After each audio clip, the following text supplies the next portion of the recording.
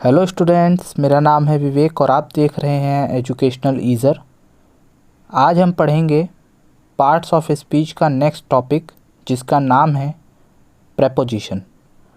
तो आइए जानते हैं प्रेपोजिशन क्या है। उससे पहले मैं बता दूं, प्रेपोजिशन से पहले के जो पार्ट्स ऑफ स्पीच हैं, जैसे कि noun, pronoun, verb, adverb, adjective, ये सभी वीडियोस मैं बना चुका हूं। जिन्होंने ये सारी वीडियोस नहीं देखी हैं, उन सभी वीडियोस की प्लेलिस्ट का जो लिंक है डिस्क्रिप्शन में है, आप जाकर उन्हें वॉच कर सकते हैं। ठीक है, तो शुरू करते हैं। प्रेपोजिशन। प्रेपोजिशन की डेफिनेशन क्या है? A preposition is word placed before a noun और a pronoun to show its relation with other noun और प्रोनाउन। यानी जो प्रेपोजिशन एक ऐसा वर्ड है जिसको प्लेस किया जाता है, यानी जो स्थित होता है किसी नाउन या प्रोनाउन के पहले, ठीक है, और वो रिलेशन बताता है किसी अदर नाउन और प्रोनाउन से। मतलब किसी नाउन या प्रोनाउन से पहले कोई वर्ड यूज़ होता है जो एक रिलेशन बताता है किसी अदर नाउन और प्रोनाउन। मतलब आप ऐसे कह सकते हो, दो नाउन या दो प्रोनाउन के बीच में रिलेशन बताने वाला शब्द प्रेपोजिशन कहलाता है। समझ गए? इसके नाम में ही लिखा हुआ है प्री पोजिशन। प्री मतलब पहले, पोजिशन मतलब स्थान। यानी किसी नाउन या प्रोनाउन के पहले लगा हुआ वो शब्द जो एक रिलेशन बताता है किसी और नाउन या प्रोनाउन से। जैसे कि एग्जाम्पल देखिए, the pen is in the pocket, यानी यहाँ पेन की बात हो रही है। Is in the pocket, pocket में, इन जो है यहाँ पे प्रेपोजिशन है। ठीक है, अब ये वो शब्द है छोटा सा जो कि रिलेशन बताता है पॉकेट और पेन के बीच में, कि पॉकेट कहाँ है, पेन कहाँ है, पॉकेट में। अगर इन की जगह ऑन लगा दें, जिसका मतलब होता है पर, तो उसका मतलब हो जाएगा कि पेन पॉकेट पर है, और सेंटेंस का मीनिंग बिल्कुल चेंज हो जाएगा। यानी एक छोटा सा वर्ड जिसको चेंज कर दो तो मीनिंग चेंज हो जाती है। समझ रहे हो? और वो रिलेशन बताने का काम करता है, कि जैसे यहाँ बता रहा है ना कि पेन जो है पॉकेट में है, पर नहीं। उसी तरीके से Ram is on the roof, Ram छत पर है, छत में नहीं है। अगर यहाँ पे इन लगा दोगे तब फिर गलत हो जाएगा। छत में यानी किसी चीज़ के अंदर होना, तो छत में तो होता नहीं, छत पर है, ऊपर, तो इसे बोलते हैं ऑन। तो ये भी आपका प्रेपोजिशन है जो रूफ का रिलेशन राम से क्या कर रहा है, शो कर रहा है। ठीक है, कुछ प्रेपोजिशंस मैंने यहाँ लिखे हुए हैं, कुछ क्या काफ़ी सारे प्रेपोजिशन।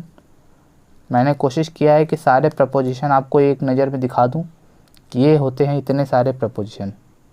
ठीक है, तो आप पढ़ सकते हो। कुछ प्रेपोजिशन हैं इसमें आपके एट, जिसका मतलब टाइम के लिए भी होता है, स्थान के लिए भी होता है, बाई द्वारा, इसी तरीके से for, from, in, of, on, to, with, about, above, across, after, against, along, among, around, because of, before, behind, below, beneath, beside, between, close to, down, during, except, inside, instead of, into, like, near, off, on top of, onto, out of, outside, over, past, since, through, toward, under, until, up, upon, within, without।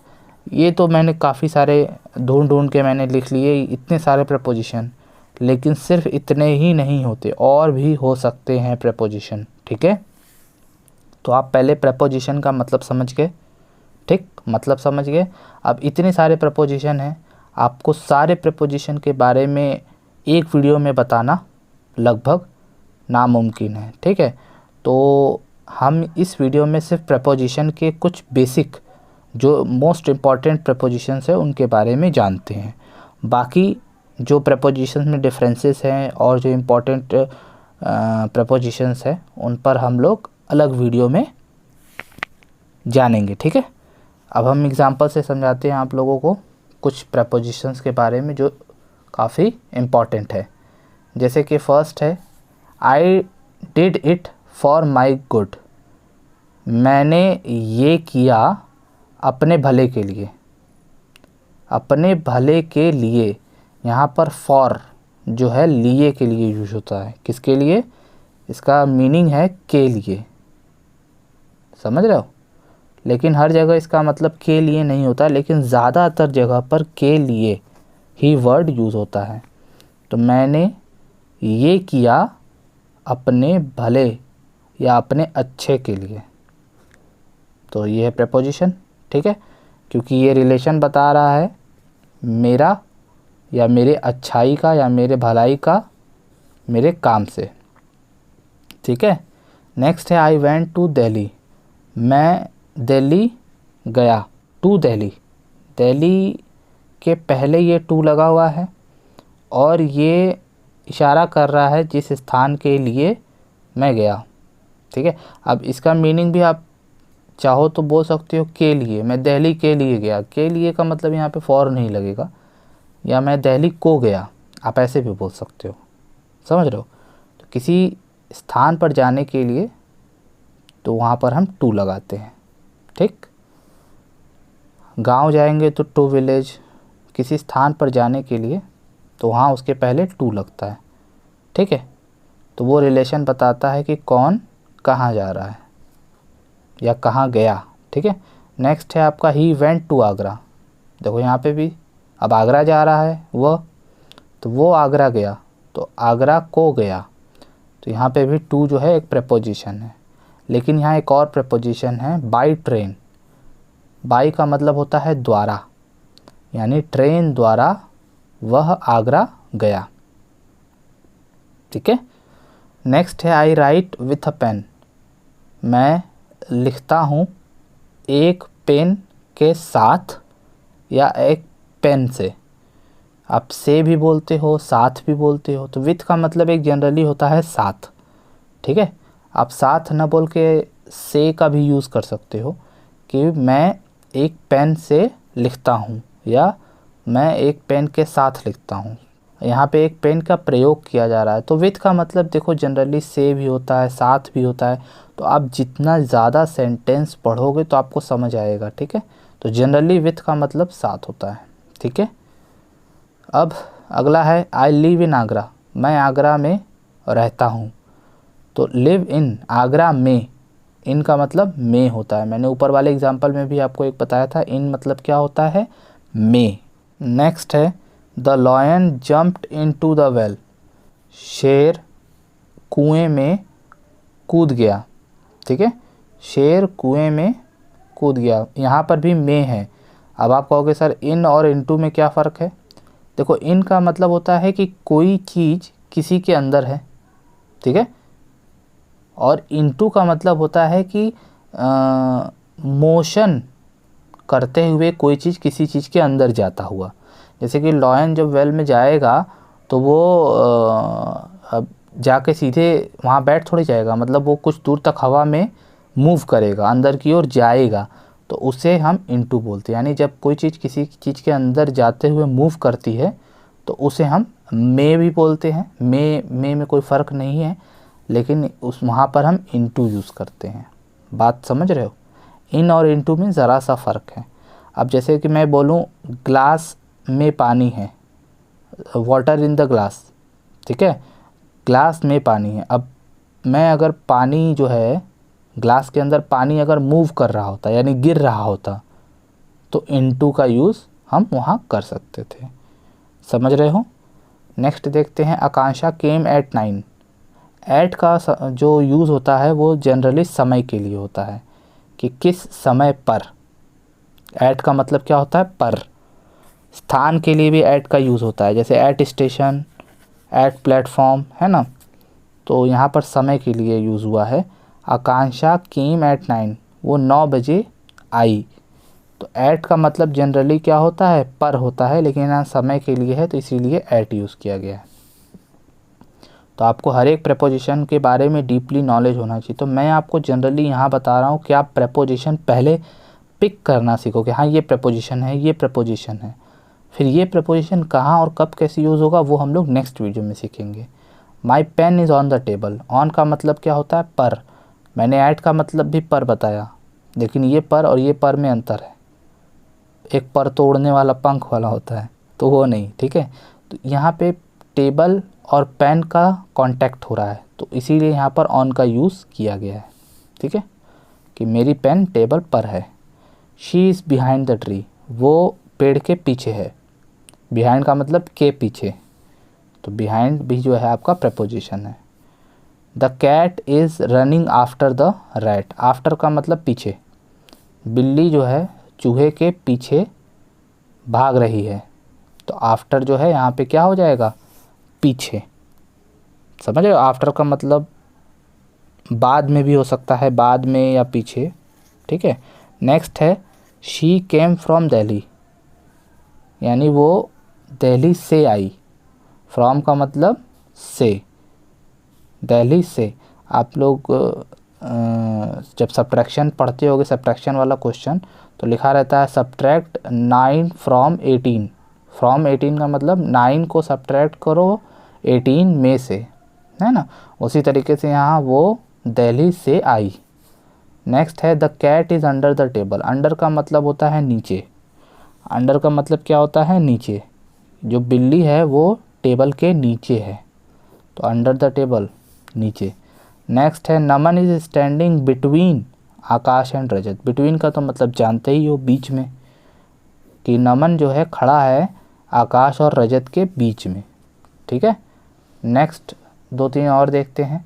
Distribute these apples among the student, यानी बांट दो ये सारे सेब सभी विद्यार्थियों में। Among का मतलब में भी बोल सकते हो, या बहुतों के बीच में।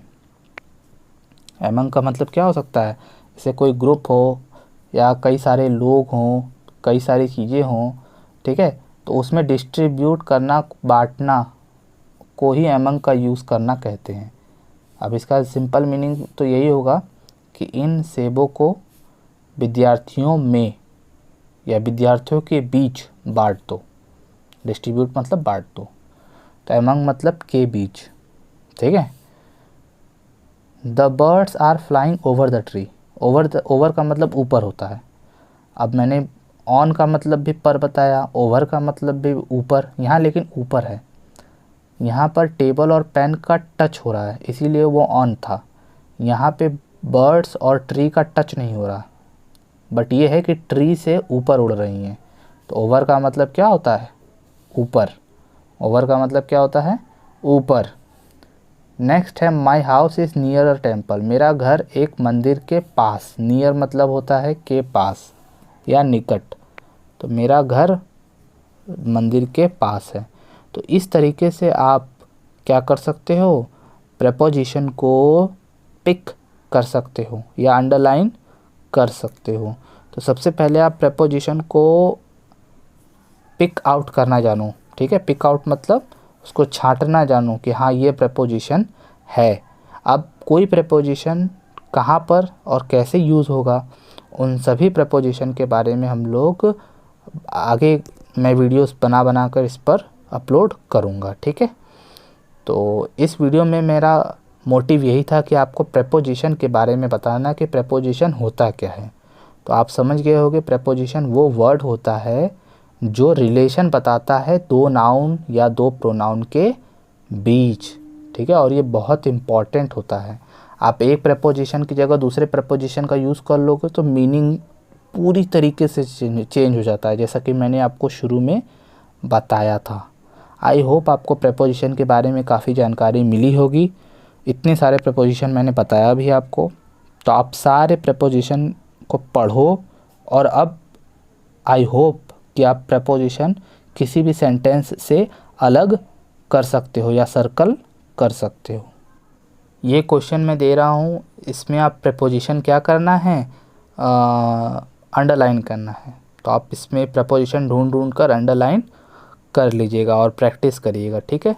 अगर वीडियो समझ में आई है तो वीडियो को लाइक कर दीजिए, चैनल को सब्सक्राइब नहीं किया है तो सब्सक्राइब कर लीजिए और उसके बगल में जो बेल आइकन का आइकन है उसको प्रेस कर लीजिए, ठीक है। और वीडियो को अपने दोस्तों से शेयर भी करिए, ठीक। प्रैक्टिस करते रहिए, इसी तरह मैं छोटे छोटे और इन्फॉर्मेटिव वीडियोस लाता रहूँगा, ठीक है। कोई बात आपको समझ में नहीं आती है या कोई आपका क्वेश्चन है इंग्लिश से रिलेटेड या मैथ से रिलेटेड, तो आप कमेंट में बिल्कुल बेझिझक पूछ सकते हो, मैं सारे आपके प्रश्नों का जवाब दूंगा, ठीक है। आप लोग प्रैक्टिस करते रहिए, हम लोग मिलेंगे नेक्स्ट वीडियो में। Thanks for watching.